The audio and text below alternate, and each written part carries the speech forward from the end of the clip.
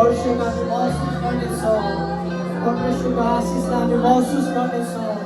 बन्दरहरू खोलिएको हामी महसुस गर्नेछौँ। सबै समस्याहरू समाधान भएको हामी महसुस गर्नेछौँ। हालेलुया। जसै हामी स्तुति प्रशंसा गर्नेछौँ, हाम्रो सबै बन्धनहरू तोडिनेछ। हालेलुया। हाम्रो सबै समस्याहरूको समाधान हुनेछ।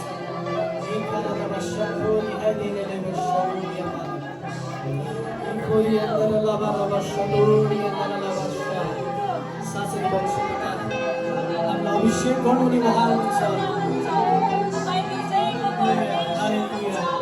जसरी राजा दाउदलाई साँच्चै नै पुजारी सामुएलले अनि तेलले अभिषेक गरेका थिए, अनि आज हामीलाई परमेश्वरले तेलले अभिषेक गर्नु नि उहाँ हुनुहुन्छ।